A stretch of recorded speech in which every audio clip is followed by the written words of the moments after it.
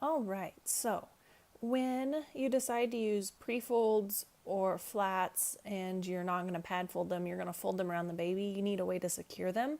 And there are pins, which I don't have, and these things. Snappi, Boingo, if you can read that, that says Boingo. I think Snappies are a little bit more popular than the Boingos. I think they've been around a little longer. I don't know. I don't have exact research on hand with me right now. Let's start with the Snappi. The Snappi is this Y shape and it's got claws, 3 claws, and they're quite long and they are quite sharp. Personally, I use the Snappi when I'm using my receiving blankets that are thicker than my flour sack towels. I've heard they have more than one size. This is the only size I have. It's the only size I've seen, but I haven't really looked for anything. When my wings don't come around on my flats, I have trouble getting this to fit. So I don't use the Snappis as much right now.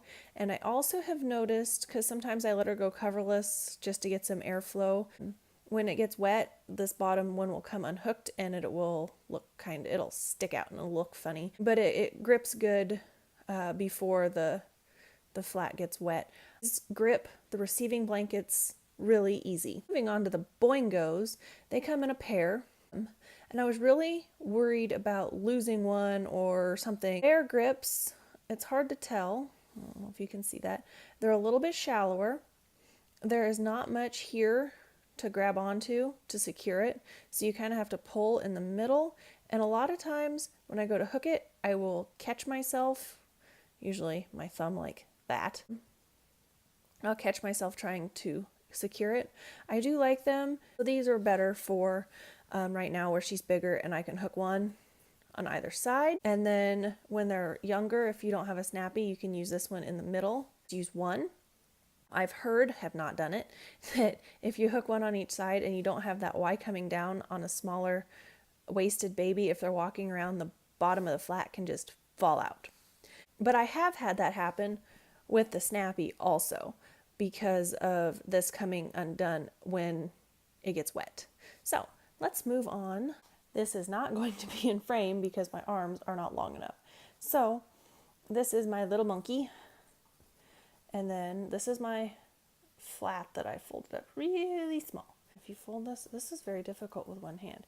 If you fold these over, they're touching. You can secure them with one Boingo, and this could potentially work its way out if they were walking.